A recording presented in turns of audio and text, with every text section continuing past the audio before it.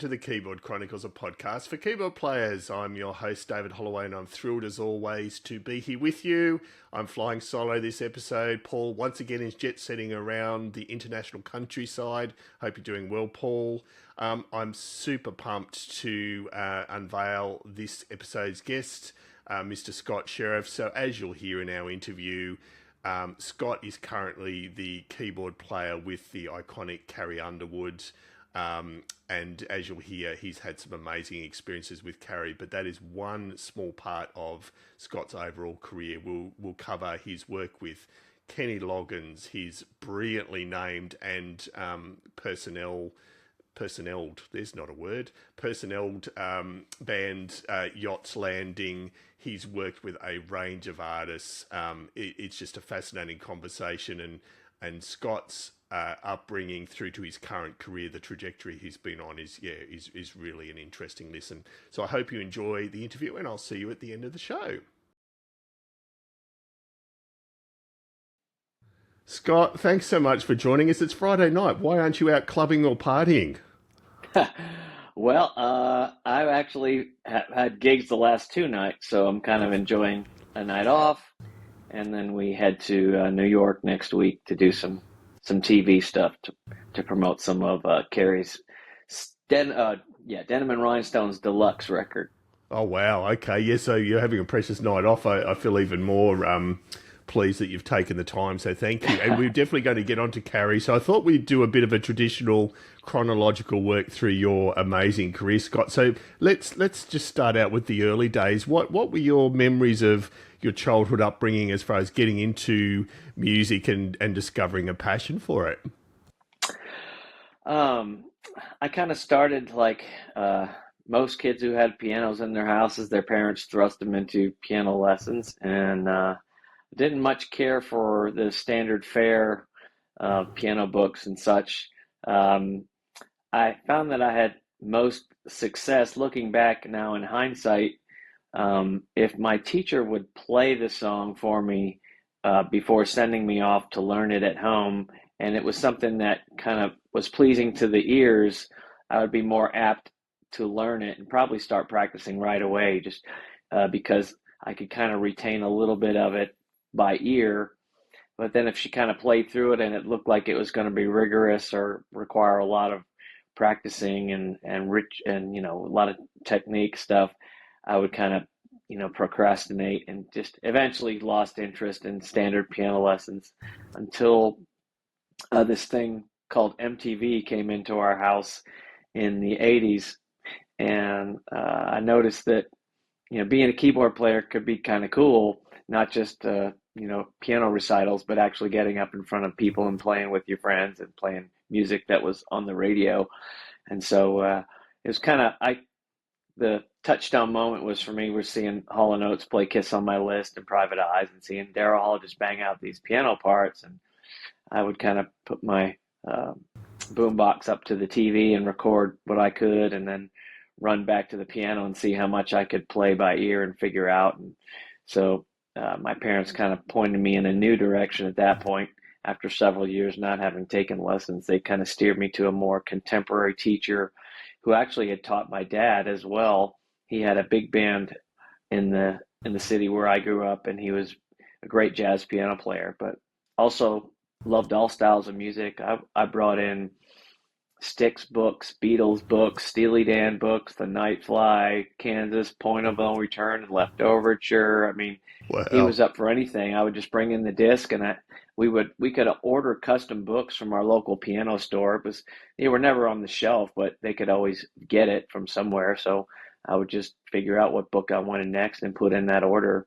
And the store was pretty close to where he lived, so it wasn't too out of the way to pick up the book on the way to the lessons. And before I knew it, he started implementing. We would learn the pop song that I brought to him, but we would also work on a jazz standard as well. And he would show me. He had a copier in his house, and he had a real book, and just like this one right here.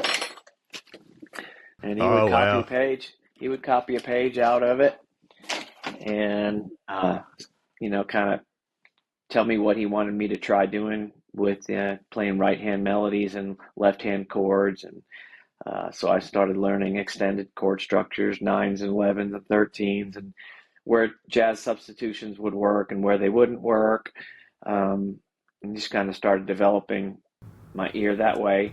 Um, I wasn't much of an improviser, but I do enjoy the richness of the jazz tensions and playing those and implementing those in the music, and kind of that's where my ear is drawn to when I'm as a listener. I like the stuff that's I'm not actually a real hardcore jazz fan. I can't listen to it for very long. I just it gets boring to me, but I love the richness that those jazz tensions bring to arrangements and pop songs, and especially soundtracks, and just like if you've ever heard David Foster's symphony sessions, he was kind of masterful at taking a pop chord but adding these rich jazz tensions and sharp 11s and flat nines in places, and just making it, using the string sections and just making it really rich and lush. And that part of it really appealed to me, and so that's kind of my connection to jazz. And but I learned a lot from him, and then went on to I went on to Penn State University, which is a standard state college here in Pennsylvania, where I grew up. Not here, but where I grew up in Pennsylvania. And back then my parents weren't nuts about me, pursuing music as a profession.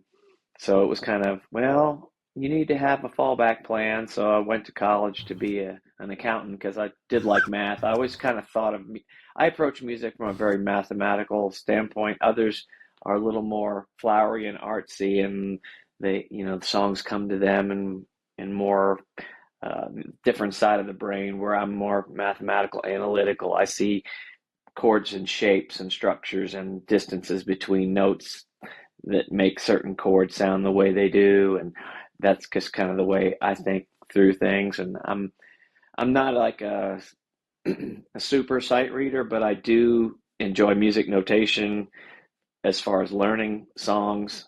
I chart out all the songs for my bands. When I go and learn a song that's new in Carrie's repertoire, I have to chart it out so that I can see what the parts are that I'm supposed to play.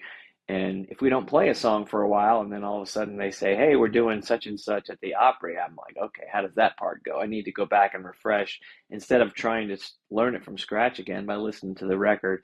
I can just open my iPad and say, "Oh, okay, I remember now." And also the process of doing that, the way my brain functions is it helps me memorize it quicker if at least I took the time to write it down once and make a record of what's going on so I can see it visually.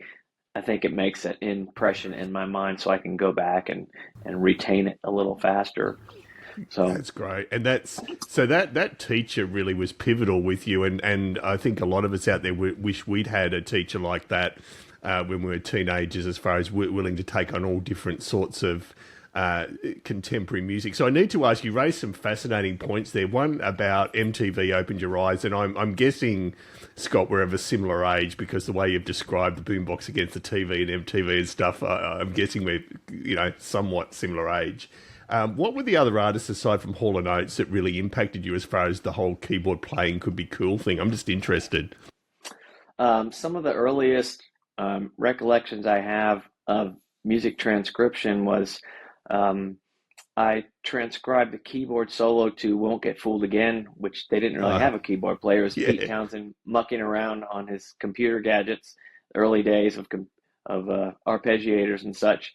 And also Genesis was a big influence on me. I uh, transcribed the whole "In the Cage" medley wow. to learn to play with some buddies of mine, and Styx was another huge influence. Dennis DeYoung's keyboard parts and synthesizer parts were always really kind of real intriguing to me. I was a big Yes fan. Um, yeah, the prog rock thing what really appealed to my mathematical side Yeah. and sophisticated music side. Some of it got a little too far out for me, but I like the stuff that leans a little more commercial, like Yours Is No Disgrace and Starship Trooper and Roundabout and stuff like that. And the whole drama record, especially. We actually named our high school garage band Drama because that record was so cool, and we learned to play Tempest Fugit, so it was kind of Wow. fitting that we had that as our name. But yeah, those are, and of course, like I said, Hall and Oates. When I got to high school, I had a fantastic music teacher. Um, he started introducing me to the LA sound. He turned me on to Al Jarreau, the Jay Graydon productions, and the Manhattan Transfer records that Jay Graydon did. He was a big fan of Foster and Graydon and anything that those two guys had their hands on. And so, oddly enough, we couldn't get the Airplay record on the East Coast. So I didn't come into that music until later in life. But he managed to find at a stereo store, they would give away these hi-fi vinyl records that were direct to disc or whatever. And one of the songs on one of the samplers from the record store was an Airplay song called Crying All Night. And that was my introduction to Airplay. And I was like, did these guys do a whole record? I've got to get my hands on the rest of this. But it wasn't until I moved to Nashville that finally somebody said, yeah, I got it. Here's a cassette copy of it. Now you can finally get it on CD or whatever. Yeah, that's amazing. And we're definitely going to cover David Foster because I know, correct me if I'm wrong, you either have or are working sort of in an arranger capacity at different times with his company. Yeah, his former music preparation director, who would get the charts together for all his live shows, hired me to do arrangements every time they had a concert coming up. So it was kind of a steady stream of, we needed you to do this Andrea Bocelli chart. We need a Celine Dion chart. We need a Michael Jackson chart. We need a this and that. And so I'm not doing it so much anymore because there's been some personnel changes in his organization. But every once in a while, his music director is still a good friend of mine. He does a lot of music prep for him. But if he gets overwhelmed, every once in a while, I'll get a message from him asking if I've got some time to help him out doing some transcription. So I'm sure at his concerts, every once in a while, there's a little byline on the bottom of the first page, transcribed by Scott Sheriff or whatever. But I've never got to meet him, but I've always wanted to. And he's coming to Nashville in November, so I'm hoping I can at least say, hey, yeah, absolutely. Enjoyed your work and enjoyed working for you, even though we've never met. But just wanted to come and say, hey, so it'd just be a nice thing to happen. I got tickets to the show, so I'm looking forward to going. And for our listeners, and I don't know there'd be a lot of listeners and viewers that are unaware of David Foster, but do you want to just briefly talk about how pivotal he was during those, obviously the earliest session days in the 70s and 80s, and then his move into production soundtracks and so on? He's just an iconic guy in the American music, international music scene. Yeah, I wasn't really hip to him until that music teacher in high school played me Chicago's big comeback album, Chicago 16, and then Chicago 17, and we were just kind of digging through the credits and see that he wrote this and he wrote that, and he played synth bass on this and did this arrangement, and we just were enthralled by these new DX7 rich chorus piano sounds we were hearing, and wondering how we could get our hands on that without, mortgaging our house. And so I just kind of started digging in. Hey, I like what this guy does, and started digging back and saw that he actually worked even with Hall and Oates. And we discovered an instrumental song record that he had called "The Best of Me," and a lot of those instrumentals ended up becoming songs on other people's records with words. Whether it was a Dionne Warwick song or Olivia Newton-John song or Kenny Rogers, he covered "The Best of Me" before David and Olivia did it, and then they put out their version. And so we would just kind of be keeping our eyes and ears on the record scene and looking for credits and saying, hey, I found something Foster worked on. You might want to listen to it. And as I went to college, I started, always kept in contact with him, and we would trade, cassettes and such. And when I went home, I would play stuff for him that I had heard, and he would do the same. And we just kind of developed a friendship that was pretty long-standing past our relationship as just being teacher-student. That's brilliant. And, that's a special relationship a lot of people don't get to replicate. So I think that's excellent. And so Scott, you're at Penn State, you're doing accountancy. you're still playing music. Obviously, how did you leapfrog from that to getting to the stage of, okay, I might be doing this as a full-time career now? Yeah, I was still taking music classes at Penn State as a music minor, and um, some of my teachers were kind of wondering why I wasn't a music major. I guess maybe I was out achieving or whatever their standard music majors. And I had a particular conversation with one of the choir directors, and he said, "Why aren't you a music major?" And I said, "Well, they don't really have what I want to be a record producer, but they don't really have anything here that would steer me in that direction. It's all we can, make a music teacher, a band leader, or a band director, or something like that." So, but he said, if you really want to pursue it, I can look into what's out there and who's got some contemporary curriculum for you. And so he started turning me on to Temple and the University of Miami and Berklee, which is where I eventually ended up going from Penn State, and Full Sail, and just all these different places. And he was concerned Berklee wasn't accredited, and to a music educator, I guess that's a big deal that you attend some place that's quote unquote accredited. But they eventually they did achieve accreditation, and so he was like, okay, then um, you know talked my parents into at least letting me visit up there and seeing what they had available as far as what kind of things they teach, and music. They had a degree in music production and education, and that's what I ended up as my major for the next 3 years after I transferred up there.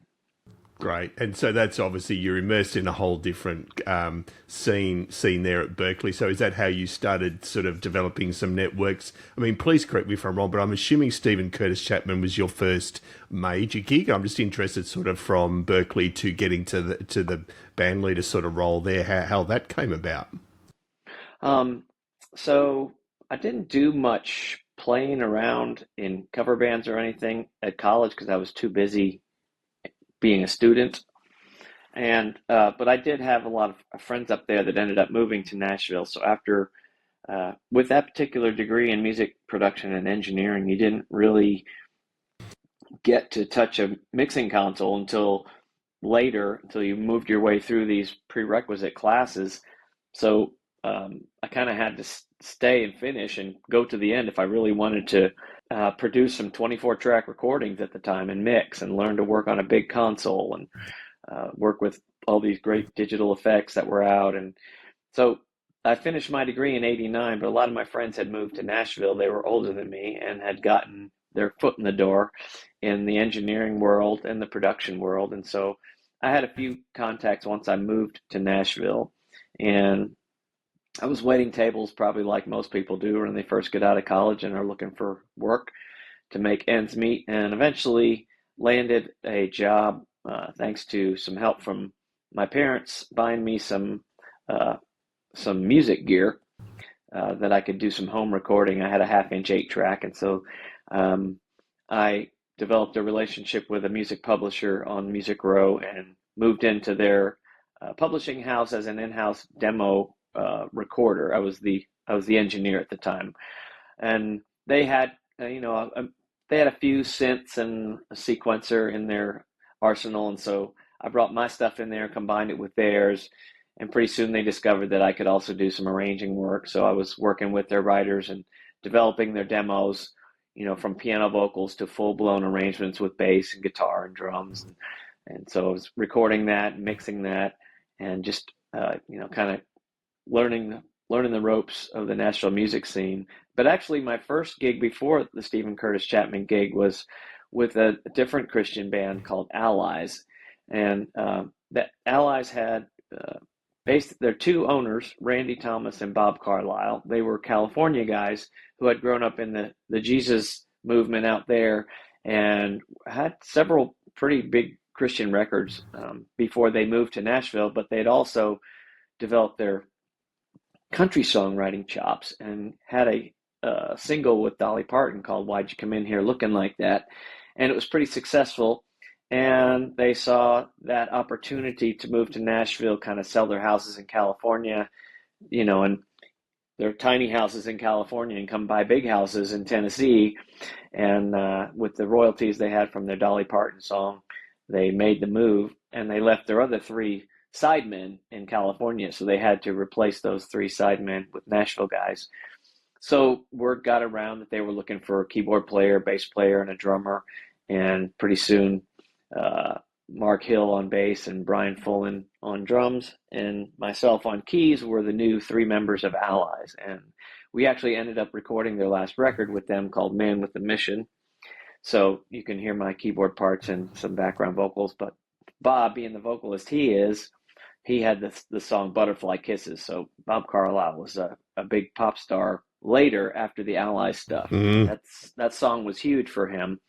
And I ended up working on that solo record as well, doing some arrangements and programming keys and drums and bass and that kind of thing. But so I played with them for a couple of years. And at the time I moved to Nashville, one of my Berklee friends was touring with Stephen Curtis Chapman as his road manager, merch guy, keyboard player. His wife was on the road with them. He was kind of a jack of all trades. And he even ended up doing the vocal arrangement on a song Stephen had on For the Sake of the Call called You Know Better. It's a cappella vocal song. And the guy I replaced, Bob Sauer, he was a great vocalist, and he really enjoyed the a cappella vocal stuff. And so that's just something he put together with Stephen for that record.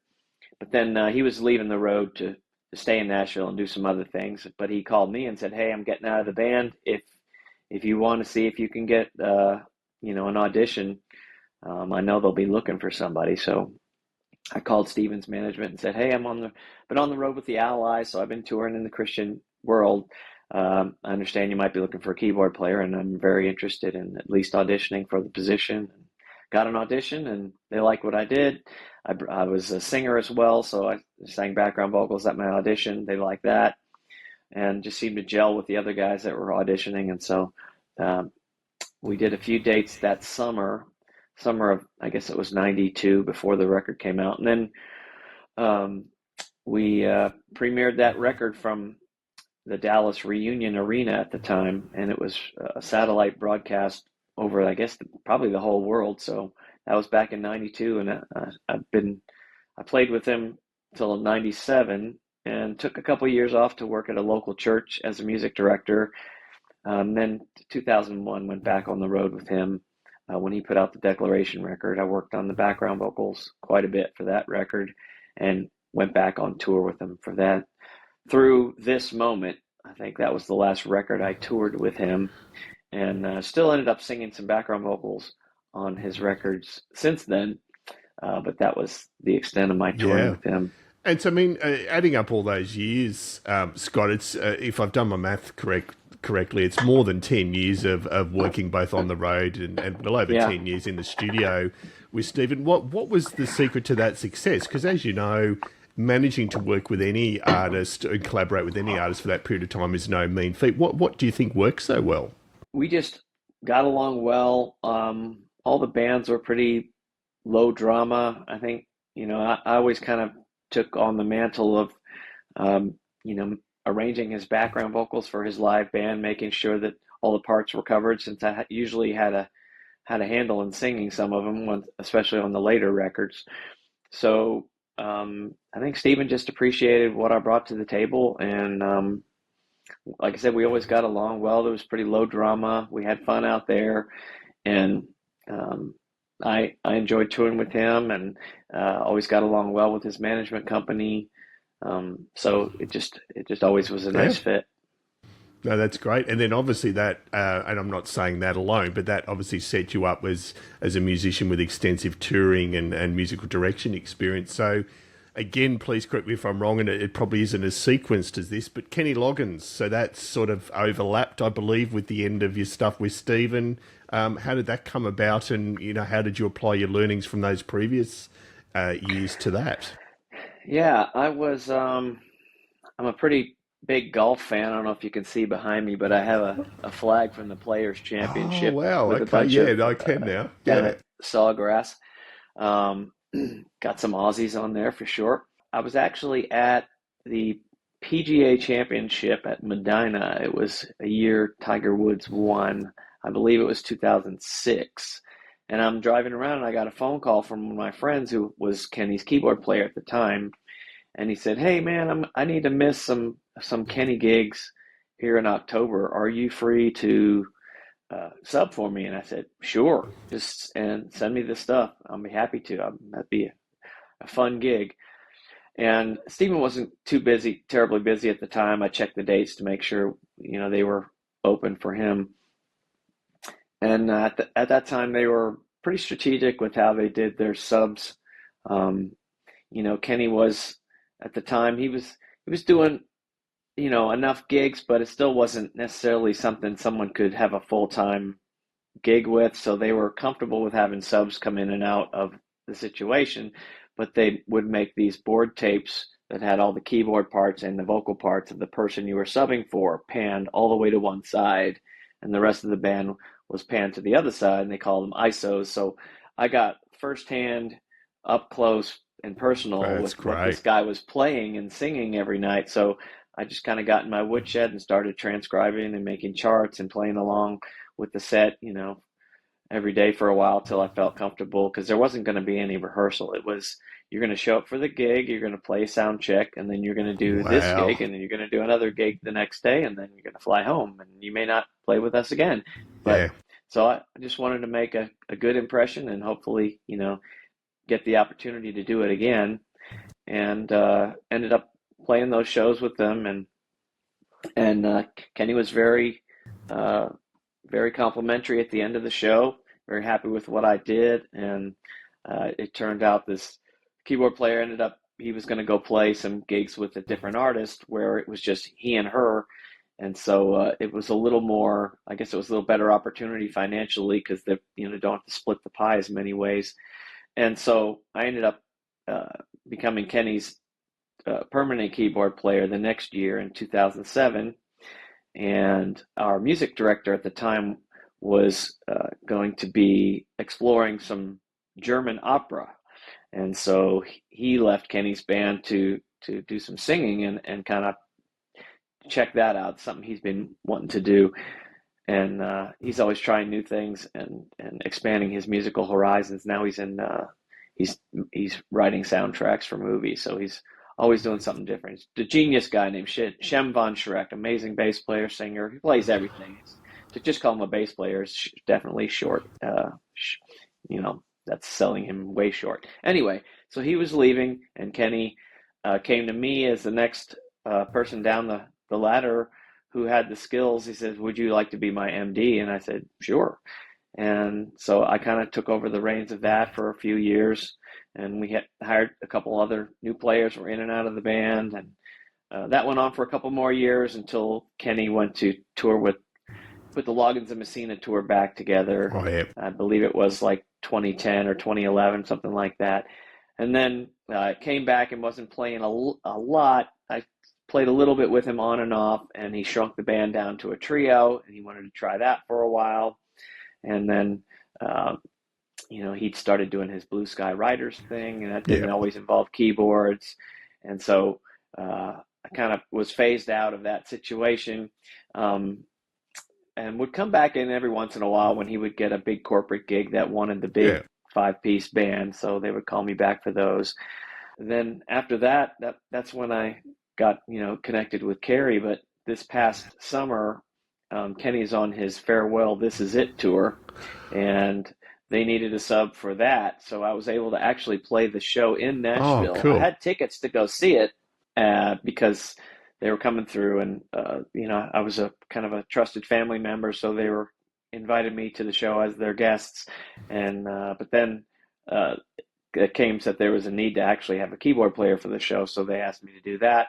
And that led to another gig after that in Greenville, South Carolina, and then my last one in St. Louis. So it was nice Oh, to be able brilliant. to come back in for this farewell tour and be able to play some music with Yeah. him again before he rides off into the sunset, as it were. Yeah, no, that is an amazing. Not many players get to sort of round out that sort of relationship. So that's superb. Thanks for sharing that. That's excellent.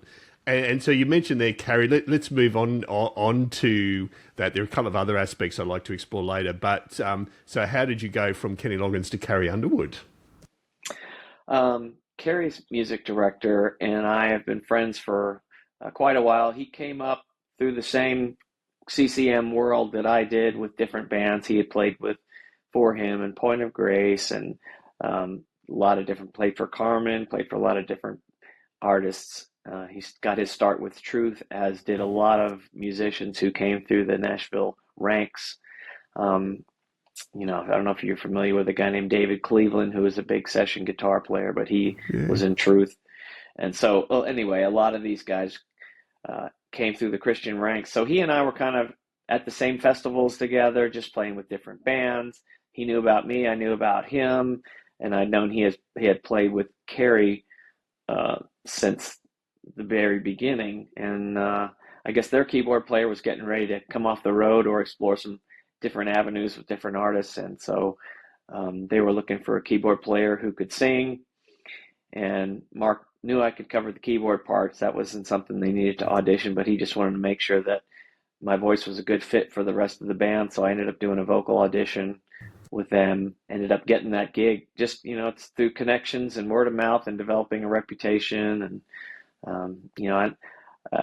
he came out to actually see our Steely Dan tribute right before calling me. I don't know if that helped get me refreshed in his mind, or just because he wanted to hear me sing live and see how I played or whatever. But I think if I'm always up there playing Donald Fagen's keyboard parts, I think he's like, okay, I think he can do this country That's gig. right. So, but there's some tough keyboard parts for sure. But just I think anyway, he saw what he needed to see that night and just called me and asked me if I wanted to audition for that gig. I think it was between me and one other guy. Yeah, great. And so, and he was sort of the arbitrator of who got the gig. I don't think he was one. He was one of the cogs, but Carrie's got a management team in place, and they're kind of in charge of everything, make all the Yeah, decisions, and but they trust his judgment as music director to kind of to know what's yeah, going to work. that's right. So how were those first gigs? Obviously, coming off gigs with both Stephen and Kenny, you will have already played some large venues. You'd understand the live scene incredibly well. What was different about those first shows with Carrie, or was it pretty much the same, just different? Different approach as far as a band.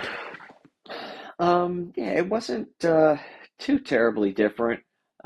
Just the status of the artist. She's a way bigger Yeah, global celebrity than and I'm sure Kenny was back in the day, and so he's got that reputation. But he, as a legacy artist, it's not the same no, in the 2000s as the American Idol winner who's out there on the very top of the country music scene. So we're doing a lot more TV, a lot more TV appearances on talk shows, and going over to UK and doing talk shows over there, and festivals, and playing Glastonbury, and just really these really huge festivals with tons of people as far as the eye could see.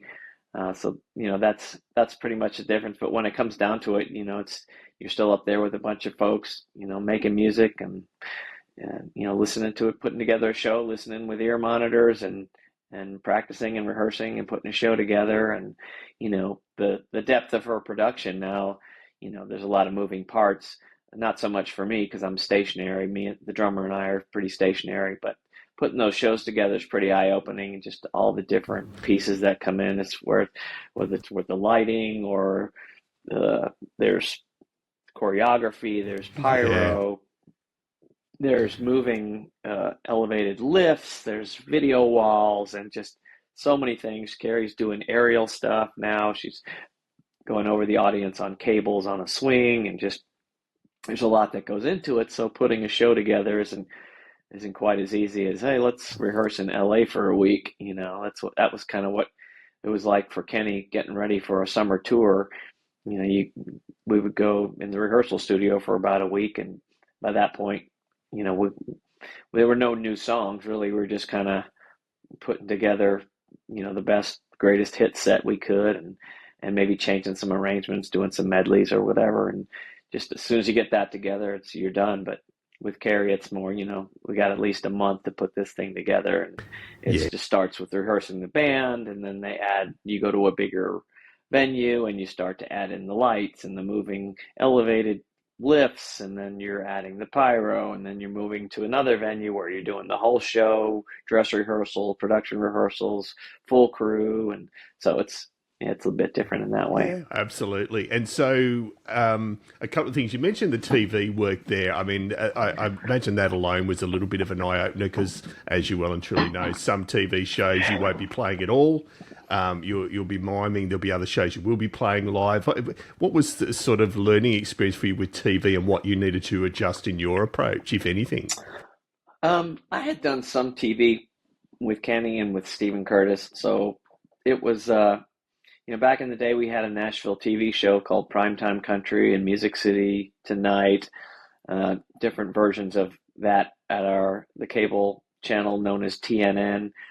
So, since Stephen was a local artist, he would appear on that show every once in a while. So we kind of got our feet wet doing that. And you're right, sometimes it's completely live and sometimes it's mimed, but it's those times when it's live and you realize, okay, there's no screwing up here. It's going to be preserved forever, and the TV show's live, and you only get one shot at it. And we have one of those coming up next week for us. We're playing the Today Show with Carrie, and they book it as their concert series, so it's not just one song. Yeah. I'm not sure what's going to get televised, but I'm sure it'll be more than one, be several songs there, especially for the audience that's actually in Rockefeller Center there Yeah, it's watching. bad to say, yeah. So they're the ones outdoors there in Rockefeller Plaza. Yeah, they're huge, those Yeah, events, yeah. yeah. So it's we're just hoping for good weather because it can get dicey in New York City for sure, but we're looking forward to that. But yeah, it's pretty much you do one TV show. They're mostly all fairly similar. You have to do the line check, and you're kind of there's all these go-betweens. You can't see where the mixing console is. You're talking to somebody with a headset on, and he's looking at you. Thumbs up, thumbs down. What do you need?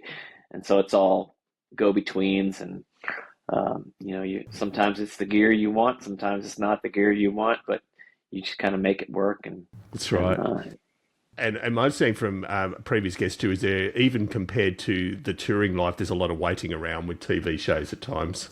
there is you may do your sound check 2 or 3 hours before you actually go on air. The worst I ever did was we had a show that filmed here in town called Nashville on ABC, and they would use a lot of local musicians as the musicians for the TV characters. So, whether it was Charles Eston's character, he had his own band, and they did their best to keep those guys consistent. So it didn't always look like Deacon's got a different band every week. It's like, no, Deacon's got the same guy. So if you're part of Deacon's band, you have a lot of, you get some work out of it. But there's a ton waiting around when you're talking Mm. that kind of TV show, when it's a narrative drama show, and you're just kind of in there to do a musical number, as a little piece somewhere in the show, but you're constantly waiting around while they film these other scenes, waiting for the time that the band actually gets up there and fakes their song. But that's probably the worst. The talk Yeah. shows, there's a little waiting around, but it's usually not too bad. They And, want to the, get and out the, of there too. that's true. And there's somewhat of a parallel you've just mentioned about the size of Carrie's shows now and how and they are incredible experiences. And I've watched some videos of the last tour and they are just absolutely amazing. And she's up there as far as the complexity of those shows with your Miley Cyrus's, Katy Perry's, Taylor Swift's, like all those, they're incredible experiences. And I've said it before on the show, if you're an old and cynical keyboard player over the age of 40 and think, yeah, this stuff's not for me, you actually need to rethink that and actually go along to these shows. As a theatrical and musical experience, they're superb. So, I mean, Scott, I'm interested, part of the trade-off, and it's not a negative trade-off, it's a necessary trade-off, is that you are or can be relatively locked down in what you play, in that you're playing specific parts at specific times, you're not getting in the way of the choreography and stuff. How do you keep that fresh and interesting for yourself? I think that might be what has worked as an asset for me as a as a road sideman over the years is I'm very part driven in how I operate, and I like to be confident in what I'm playing. So even with some artists who would probably have liked for me to stretch out a little more than I did, especially Kenny, maybe on some of his ballads, but I, for me, even though he's hearing it for the 50th time, this audience is only hearing me do this for the first time, more than likely. And so I would try to put together an accompaniment that, I was comfortable with, that, had some moments where I could throw something fancy or new or whatever, or a reharmonization or whatever. But I would do that every night, and it gave me confidence that I was going to deliver a good show for the audience that was there, even though, the artist may not have appreciated it as much because it was the same thing every night. But more than most of the artists I play for kind of wanted the stuff that was on their record to be reproduced as part of their show. But then there are definite spots to step out, and whether it's in a transition that I've helped to come up with our music director, or just expanding on keyboard parts where I thought, hey, I think they could have done a little more here. And as long as it's not getting in the way, most of the artists I play for are open to that. And I think, Carrie's music director appreciates that, and, everything that I bring to the band. And it kind of helps keep me interested. And I had expanded my rig for this last tour. I usually just toured with a Hammond organ and a Roland RD 2000, and for Carrie's figure, that was enough to create the sound palette that I needed for the parts I was being required to play.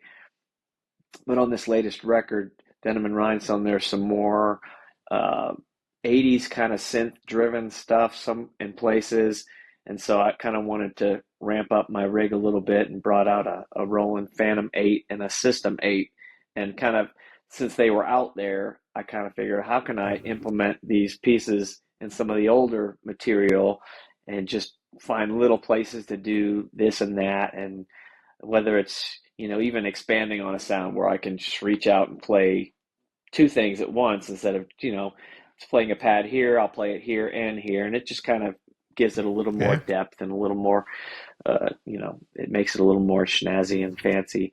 And so that's kind of been fun for me. But primarily, we get stems from the record, and I get to hear exactly what that person played. And I usually, chart it out to the note, but then when it's different every time through the song, I'm not going to memorize exactly how he played it, him or her, but I'll try to approximate, a pattern that I can memorize, and that's repeatable, and that fits the song. Great. And I mean, the Phantom 8's a beast. So I was going to ask about your rig tour. So you're still pretty much sticking with the Hammond, the RD, and then the Phantom 8 and the System 8. That's a great rig. And you're obviously a Roland fan? I am. I'm a proud Roland endorser and a Hammond endorser. Luckily, they get along with each other, since Hammond does its own thing. It's an organ, and there are some other synthesizer companies that I don't put in my rig because of the Roland deal, but the Hammond is something I can have alongside, and their SK Pro X has been a fantastic sounding instrument. They totally up the game as far as the Leslie simulator and the tone wheel, the digital tone wheels. It's just a digital Leslie is what I like to call it, but it really sounds fantastic, because I think they finally, at least this is how I think about it. I think the problem with a lot of Leslie simulators is they simulate the way a Leslie sounds when it's sitting in the room next to you, when really what they should be simulating is the sound of a Leslie with microphones on it, because that's ultimately what you're reproducing and what the sound man wants to get. So I think they've really captured that in this latest SK Pro X, because when that thing's coming through my ear monitors, I could swear it's a real Leslie. It really, really sounds great. So I'm happy with that. I wish I could dive into the Phantom 8 more, but Yeah. it's sitting on a production truck, and I can't really get in there and No. tweak with it except until we get to rehearsals. But it's deep. It's got a lot of stuff on there, And do you and have the to System sync? 8 is super fun. Yeah, I've heard the System 8 is brilliant. I've never used it, but I've got a Phantom. Yeah, they're brilliant pieces of gear. And Scott, do you need to also synchronize? And I know it happened at front of house or whatever. Does Carrie have some tracks running as well for different bits and pieces, or It's mostly percussion tracks, things yeah, like that, stuff that that it's just not organic for humans that's to right. reproduce, and that's our music director's real. He's very adamant about if I want people playing as many parts as possible, so that's kind of the approach we take. But if it's a symphony orchestra, I'm not going to play a No, string that's patch right. and pretend it's a symphony orchestra. We'll just have the live strings in there. I've got plenty of other stuff to play. So typically those are the kind of things. But I believe that Carrie does some duets where the guest, like they're obviously running video footage of the guest singing the song as a duet, or did which I think is really cool as well. Yeah, this she had a pretty big single with Jason Aldean, "If I Didn't Love You," and so on our tour, he was on the screen every night doing the duet with her, and we still do that occasionally at a festival. And so that's something that the Yeah. band has learned and adapted as part of our show. She does a duet with Vince Gill called "I Told You So," but when we do that live, I do the duet with her, and we do that at the Opry quite a bit because it really lends itself to that venue and that audience, and the gear that's there. It's just nice. It's just acoustic piano and fiddle and acoustic guitar. It's a great Opry tune. It shows up on our Opry set list quite a bit. And just speaking of acoustic instruments, am I correct that you play a little bit of accordion as well, Scott? I have messed around with an accordion. I have a Roland digital accordion, So I'd love to and hear about that actually. How do you find that? I haven't used it a lot. We were almost took it out on tour on the Cry Pretty tour, but it was just too hard to keep it wireless, and it wasn't as important in the show to really go down that road too far. They just kind of scrapped it. So I have it at home, and I play it now and then around the house. But it's a pretty brilliant instrument the way they've designed the different settings that you can have. As far as the switches that are on traditional accordions to change the reeds and which setup you have, and then it has just alternate sounds. You can kind of use it as just a synth controller to play Yeah, wow. pads. It has MIDI out, and so you can play other stuff with it if you really want that to be your controller. So it's a pretty brilliant little instrument. Yeah, there you go. And so, with that new rig, or even with the old rig, Scott, have you had a memorable on-stage train wreck where things have just gone spectacularly wrong, and you can look back and laugh, or maybe even cry now? Thankfully, I have not Oh, that's on good. Carrie's tour, but I have a lot of bands that perform here in Nashville, and one of them is a band that we play a bunch of yacht rock songs, and we call it Yachts Landing. Yeah, I got to say, and was going to cover Yachts Landing. I just think you deserve 10 out of 10 for naming the band alone. I just think Yachts Oh, Landing is thank such you. a brilliant name. I grew up loving Knots Landing, so I just thought that was superb. Sorry, keep going. So we did a show at City Winery a couple months ago, and I'd been having a few problems with Apple's main stage, um, which I figured out what the problem was, but it was kind of had been behaving pretty well, so I felt safe enough to do the show.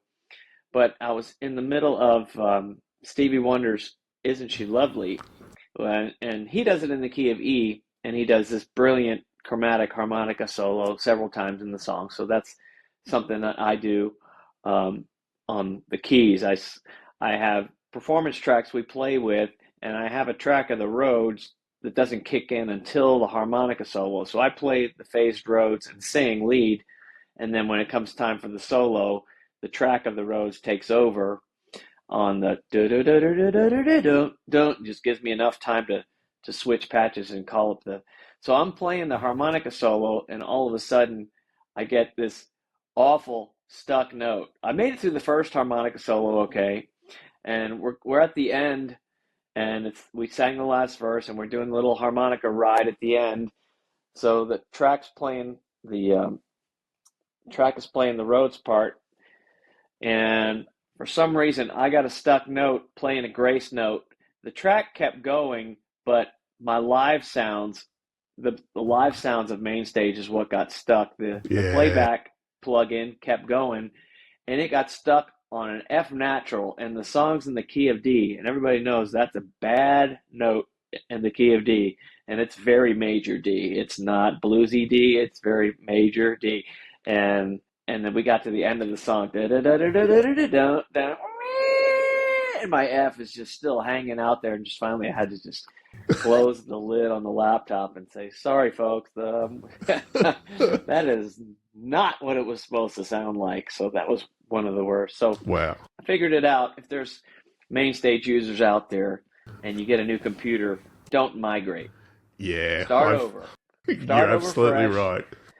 Install, I know it'll take you a day or two, but install all your plugins again from a fresh computer. Don't try to migrate or copy your hard drive or clone it. Just start over from scratch. Since I've done that, it's smooth sailing. But Yeah, so man, that's a great lesson, Scott. So in your case, you had got a new Mac laptop and had done the usual sort of migration assistant, and that you think that's probably what caused the issue? yes, I do. Yeah. Because it's just it's good in theory, and probably works for maybe 75% of the non-music people out there that just using it for files and surfing the internet and whatever. But there's too many things that I guess are weaved and connected, and where it stores files is different, and it's looking. All of a sudden, there's this audio music apps folder that wasn't there before, and Yeah. I was on the road and just lost a bunch of stuff. One morning, I opened up my laptop and it was just gone, and I couldn't figure that one out. So No. I attribute that to the same problem. Yeah, you're buying into every fear I have about main stage. I'm only a weekend warrior, Scott, but I've had the similar issues, and it just scares the hell out of me every time. It's stable at the moment, but I've just transitioned to a new laptop, so now I'm thinking, yep, maybe it's time to start from scratch again. Yeah, well, especially if you migrated, but if you Yeah. if you started and or just had to get back in there and remember all those old passwords and Yes. no authentications, you got to re-authenticate everything, but Yeah, it's it's a definitely pain. worth it. I haven't Yeah. I haven't had any issues since then. No, that's good. So let's talk about Yachts Landing. That's obviously a go-to gig for you in between gigs and with Carrie and others. So the yacht rock thing has obviously never gone away, but I've just noticed both here in Australia and overseas, yacht rock tribute bands have taken off big time, and yours is certainly up there as one of the best. I've seen you show reel and other bits and pieces, and it's just a stunningly great band, not surprisingly. So tell us about what, aside from needing to make a bit more of a living outside of the other gigs, what was the impetus for you? And I assume your absolute love of the '80s. Yes, so it actually starts further back in 2004. I had been playing some gigs with a disco band here in Nashville called Delicious, and we just have a love for music from that era. And but during sound check, we every once in a while we would play some Steely Dan, riffs and try and, you know, and with most cover bands who try and do sound check on Steely Dan, they get to the bridge and it falls apart and it just crashes and burns. So I decided I'm going to do this for real. So I kind of dug into their repertoire and started uh, making rhythm charts and horn charts and vocal charts for a bunch of Steely Dan songs. We started getting together and rehearse in our delicious band lead singer's basement, which he had a little drum set down there and some amps, and it was a cheap, low budget way to rehearse. And it was basically the delicious rhythm section and a few new people. It's changed over the years, but that was kind of the birth of 12 Against Nature, which is our Steely Dan tribute. So after a few years of doing that, I became friends with Jason Sheff through Kenny Loggins' bass player, Paul Peterson, who knew Jason, introduced me to Jason. Jason moved to Nashville. I said, hey, why don't you come sit in with our Steely Dan band? He said, great. So he came and sat in, and I said, I'm going to do a chart for 25 or 6 to 4 while he's here. It's, while he's sitting in, he might as well sing a Chicago song, right? So he did that as an encore, and came back for a Christmas show. And so we did the Christmas song and God Rest You Merry Gentlemen from the Chicago's Christmas record, which is really a great record. So we said, let's do a Chicago tribute band while we're at it, and we can pair it with the Steely Dan band, do double bills and do combo shows, and so we started getting bookings for that as well. Before we knew it, we had about an hour and a half worth of Chicago tunes charted out. And so I just was thinking, the music from that era is just so good. I'd love to just put a band together to just play that stuff we grew up on, the AM gold that we would listen to anywhere from 75 to 83, just the music of all these session players played on. And so then we created a band called Live from Ventura Boulevard, which is basically Yachts Landing. That was the first name for Yachts Landing. It's kind of morphed with the popularity of the Yacht Rock Review and all, like you said, the proliferation of yacht rock bands. We would get calls from the Yacht Rock Review saying, hey, we have a gig that we can't do. Are you free to go play this gig down in Louisiana or whatever? We could never work it out, but we finally decided to just enter into kind of a understanding. And so we want to go out and, we want to do the presentation similar to what the Yacht Rock Review does with the 70s clothes, and just really, if somebody can't get the Yacht Rock Review or the Yacht Rock Schooner, they can get Yachts Landing. And we're still going to wear the 70s clothes, tell the jokes, and play the same playlist, which we already were with Live from Ventura Boulevard. So I've actually ended up being a sub in the Yacht Rock Review and the Yacht Rock Schooner over the years. I love those guys. We're good buddies. And the guitar player from the Yacht Rock Review he's from my hometown. We were in Battle of the Bands against each other as high school kids. He's a brilliant guitar player, and we would show up at the Battle of the Bands, and he's up there playing Eruption note for note, and we're just looking at each other like, we're not going to win this, are we? But so we've kind of kept in touch and reconnected through this whole yacht rock thing. And they opened for Kenny Loggins on 2 out of the 3 shows that I played with them, so I got to hang out some more with those guys. That's really cool. Love them a lot, and that's kind of was the birth of Yachts Landing. And so we've done this in several different configurations. We did it even as a 5-piece, and there was like a restaurant that opened up that was having live music, and they were just kind of offering bands could come in and play. So we're like, oh, let's just scale it back and go have some fun. So played it in a 5-piece. We play it as a 3-piece. We call it Live from Ventura Boulevard Unplugged. And then we've added bass and drums in on that, made that a acoustic 5-piece. And I've even started doing solo gigs. I call it the One-Man Yacht Club, but it's a lot of the Yacht Landing playlist. Over the pandemic, I kind of was at home looking for things to do, and so I just opened up Logic and started recreating all these tracks. I would A-B them with each other and try and recreate, okay, how can I best get this drum sound? What kind of bass is he using? Let's try and and I would start just going back and forth, note for note, measure by measure with all the instruments, and created all these performance tracks that, probably will end up as karaoke tracks on iTunes now that I think about it, because I've got a pretty vast library of them for now, and so it's probably monetize it some way. Yeah. And just need mechanical licenses, and there's services that do that. Yeah, but anyway, that's what I've been doing now when I'm not playing either with Carrie or with one of my cover bands.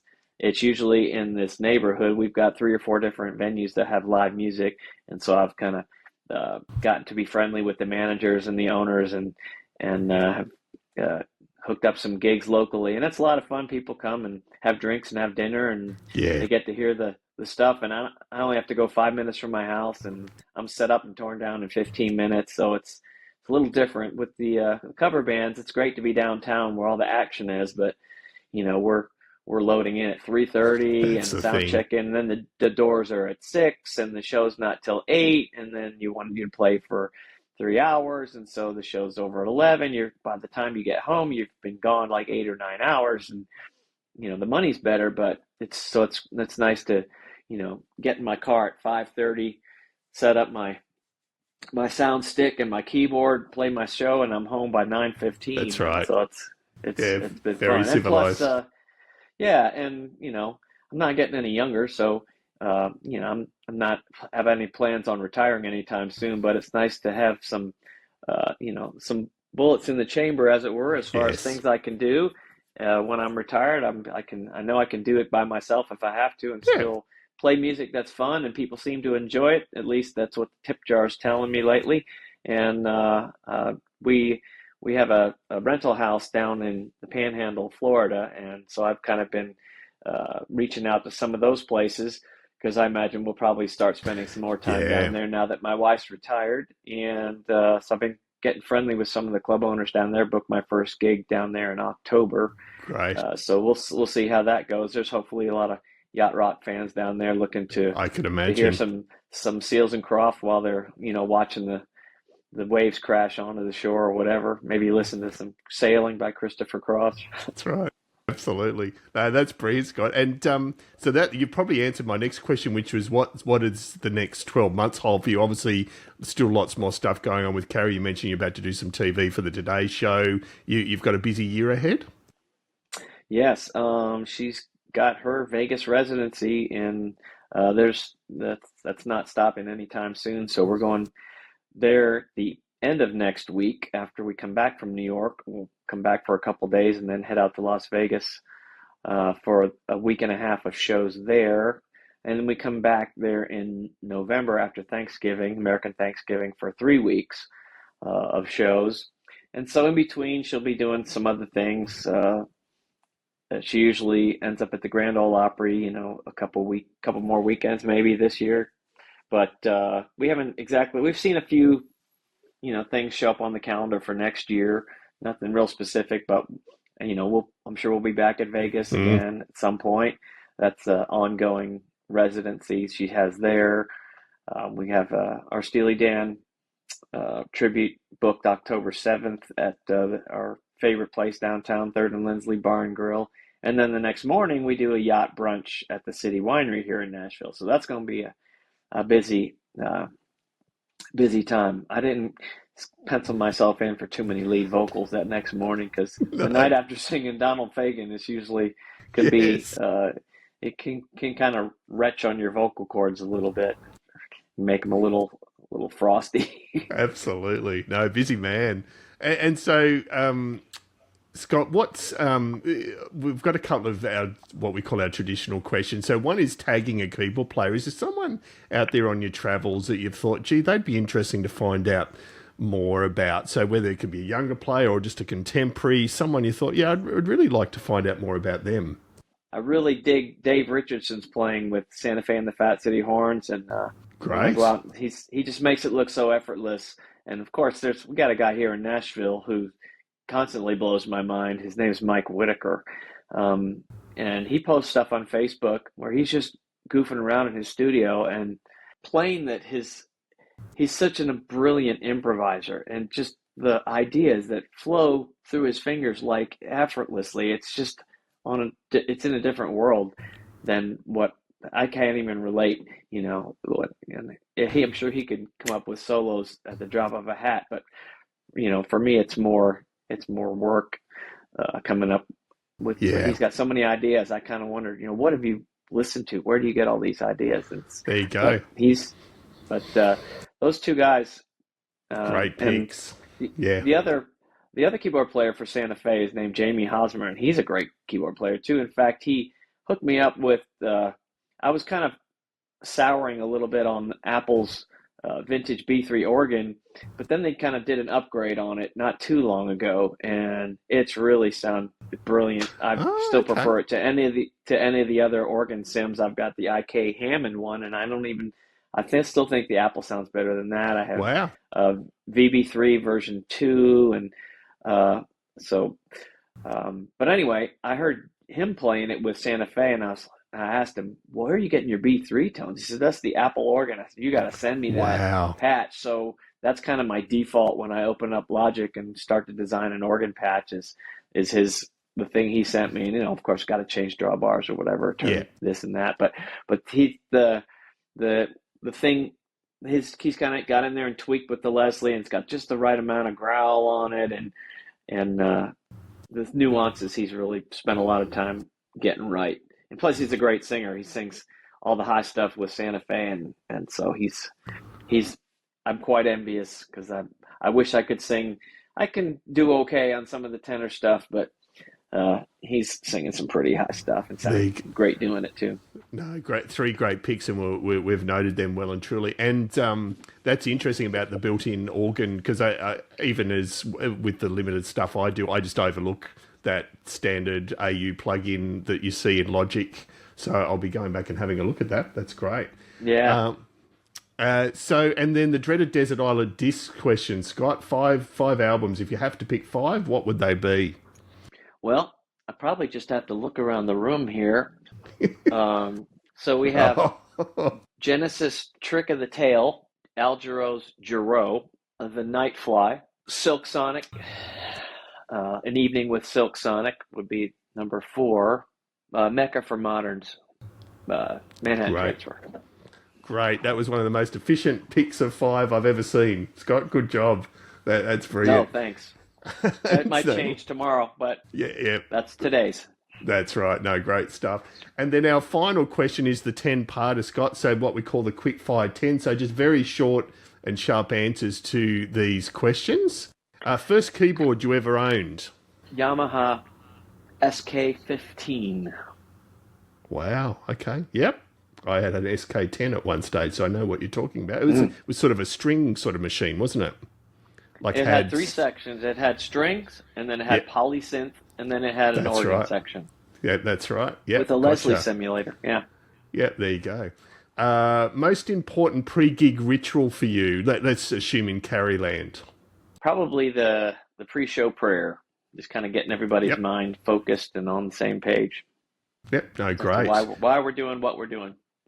Yep. And a bit like the Desert Island disc question, Scott, theatres, stadiums or arenas? Because I'm envisaging you've done all 3. Theatres. Yeah. Transpose button or adjust on the fly? Transpose button. Depends on the song. I played Celebrate Me Home with Kenny Loggins for 5 or 6 years in the key of F. Now he does it in the key of E, and I just wasn't about to try and learn it in another key, because for some reason that song to me is really visual on the keyboard, and I almost don't even think of it in terms of chords. So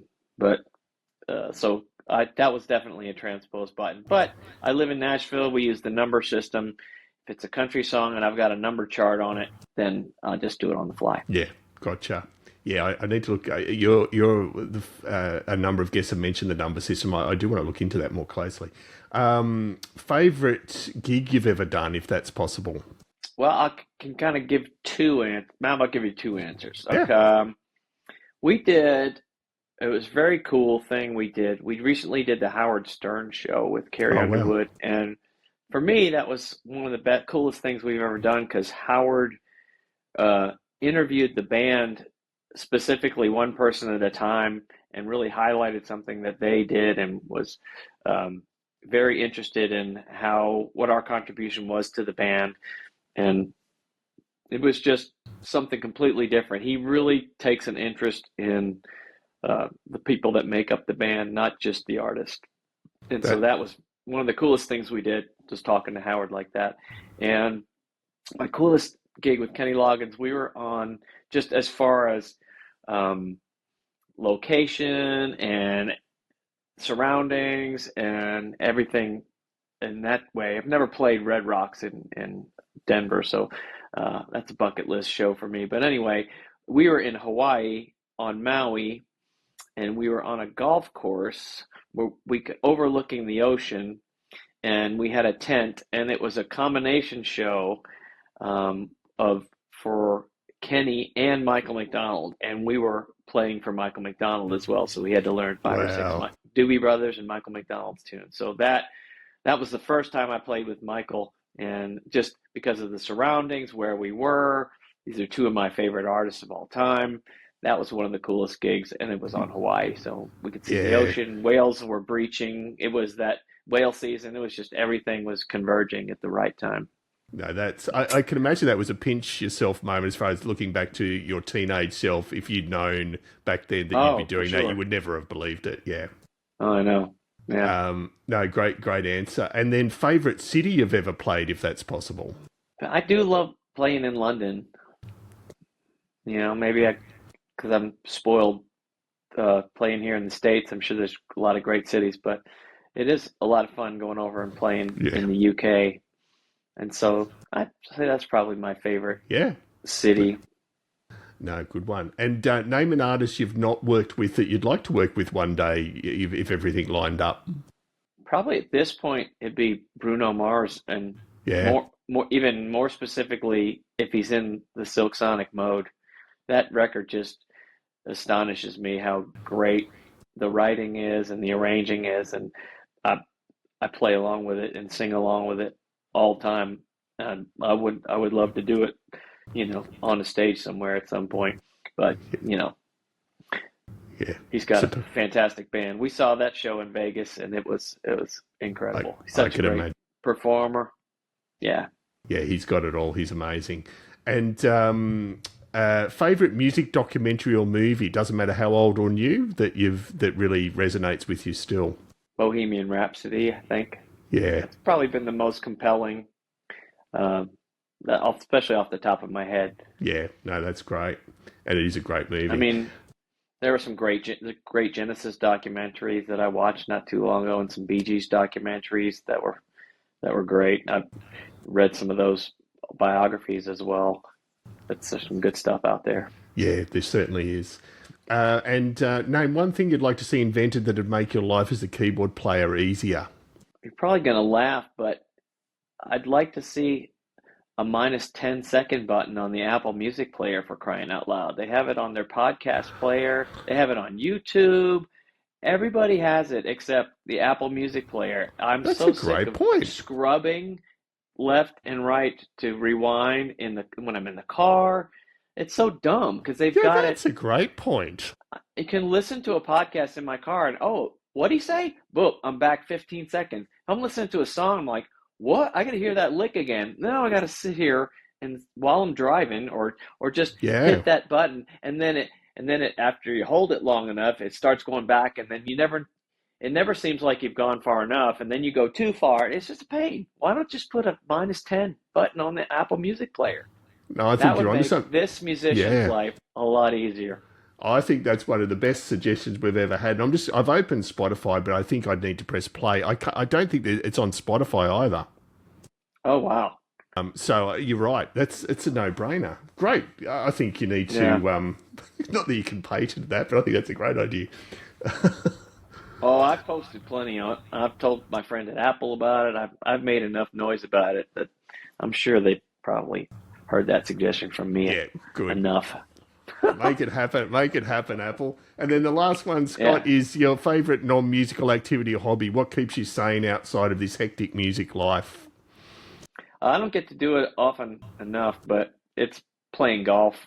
It just lets me get out in nature and enjoy some beautiful landscapes, and I'm not horrible at it. I'm not fantastic at it. I'm sure if I played 3 or 4 times a week, I'd probably get to be, maybe under 10 if I was lucky, or under 12 handicap. But especially like to do it on the road because if we have a couple days off somewhere, it's a great way to pass a day. It's better than sitting in your hotel room staring out the window or watching movies on a device when you can be out there, making memories on a golf course with some of your friends or whatever. No, that's great. Great answer. Scott, I cannot thank you enough. I know you're getting into mid-evening your time. It's been an absolute pleasure talking with you. Hopefully Carrie gets down under at some stage in the next year or two. Would love to Yeah. follow up with you on how things are going. And yeah. We did some TV shows in Melbourne. We did like Good Morning Melbourne or something. Yep. I remember a cash cow running around, somebody Oh, dressed in a yes. cow outfit, giving away money. And Yes. Sadly, that I was know right what when you mean. they were having the footy final in Melbourne Yep. right there, right when we were there. So we played the evening before the game. They had like a the night before the footy final TV show that we played on, and then we went out to there was I'm gonna mess it up. There was like some festival out in the middle of nowhere. Oh, I know what you mean. Yeah. It's like the Ootmooster or something like Yeah, that. it's the I've forgotten the name of the place, the Ute Muster, yeah, which is like a Yeah, pickup truck muster, yeah, yeah. yeah. Everybody was there with their loud automobiles, and we would walk around the festival grounds, and there were, fireworks coming out their tailpipe and just crazy stuff they had there. But so I hope we get down. I really enjoy going after you recover from the The flight. But flight, yeah. I do enjoy being there. We toured Australia with Keith Urban too after uh, after her storyteller tour. We did. Wow. We went all over, played several different cities with Keith Urban. So that was fun. I had never seen some of those cities, Canberra and Adelaide. Those are places I had never been to before. Yeah. No, So, that's great. Well, hopefully we definitely see you again. It'd be lovely to see you. And sorry, yeah, keep going, yeah. Scott. One thing we didn't get to talk about was something recently that we did. A couple times we've done full length tributes to the Night Fly record where we play it cover to cover. We've had Larry Carlton sit in on guitar. Oh, You can see wow. that video on my YouTube channel. He came in and sat in on New Frontier, and Michael Amardian has sat in a few times with our Steely Dan tribute band because he's good friends with several people in the band, and we've played golf together a couple times, been out to eat a couple times. But um, one of the things we discovered about 10 years ago was this lost song from the Gaucho record that somebody had an old cassette version floating around on the internet, a song called The Second Arrangement that we ended up playing kind of as a novelty piece with our Steely Dan band. And more recently, our drummer John Hammond has kind of been egging me on to let's just do a version of this that sounds good. This cassette is all hissy, and it got accidentally erased during the Gaucho recording. So we ended up remaking that song, That's right. and so it was John Hammond on drums, Gary Lon on bass, Tom Hemby on guitar, and I played Rhodes, and we ended up having Michael Amardian play piano on it. And then we did a fresh horn arrangement because there wasn't any on this version that we heard on the internet. So I did a horn arrangement for it, and I enlisted Jerry Lopez from Vegas, from Santa Fe and the Fat City Horns to sing lead with me, as well as Ulla Bård from Norway, who's a brilliant artist. If you've never checked him Yeah. out, he's unbelievable. I say he's got a voice like Stevie Wonder, and he plays guitar like Steve Lukather. He's just a brilliant songwriter, arranger. I'm his biggest fan in Nashville for sure, but I've turned a lot of people on to him. But he's singing it with us too. I know he's a Steely Dan fan. You can just tell Yeah. especially by one of his album covers is a kind of a little play on the Night Fly, the way he's sitting at a table by himself.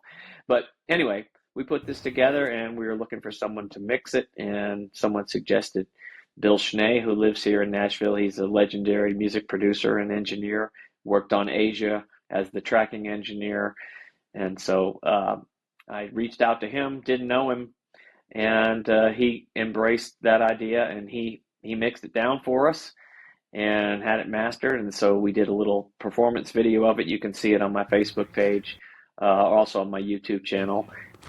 But that's something we released that on July 28th, and it had close to 100,000 views just within a couple weeks. Yeah. So it really, at that time, there was Roger Nichols' family had found, I guess, a better recording.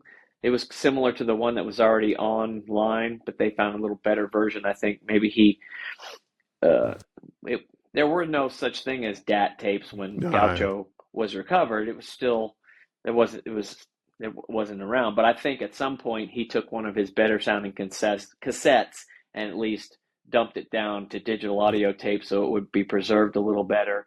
So after his passing, his family put that on the internet. So there was all this commotion about this lost Steely Dan song, the second arrangement. So we kind of uh, we were able to kind of get in on that Which madness is a little brilliant. bit when we released our version of it. Turned out pretty well. It certainly did. And I think that might have even been the impetus for me reaching out to you, Scott. And I've seen the video a number of times and we'll definitely link to it. It's just amazing. So, no, yeah, great way to finish up. And again, cannot thank you enough for your time. And we'll definitely keep in touch and onwards and upwards. Yeah, appreciate you reaching out to me. This was fun. And there we have it. I hope you enjoyed that interview with Scott. I mean, so many things to unpack from that interview. As a fellow child of the 80s, I can see the influence that era and also the late 70s had on Scott's career trajectory, as I said in the introduction. But yeah, just an amazing career with lots more fuel left in the tank. I'm looking forward to seeing what Scott gets up to in coming years. So yeah, huge thank you to Scott again for giving up his time, and to you all out there for giving up your time. We always appreciate that, obviously. I'd like to give a quick shout out to our gold and silver supporters. So first, brother Paul Brown from the Waterboys, still out there touring and working his butt off and documenting it beautifully. Thank you, brother Paul. Tammy Catcher from Tammy's Musical Stew. Tammy, we still couldn't do it without you. Thank you so much. And then also the wonderful team at Midnight Mastering. Mike is a master of mastering. Gee, that's a great dad joke. But cannot recommend midnightmastering.com enough if you're wanting someone to run their audio eyes, so to speak, over your creations. I know Mike does all my stuff and I could not be happier. And then last but definitely not least, the musicplayer.com forums. If you're a keyboard player and want to hang out with a lot of like-minded people, the musicplayer.com keyboard corner is the place to do it. So thank you to all those supporters. And again, thank you to you for listening. We'll be back again in the next week or two. And until then, keep on playing and we'll talk soon.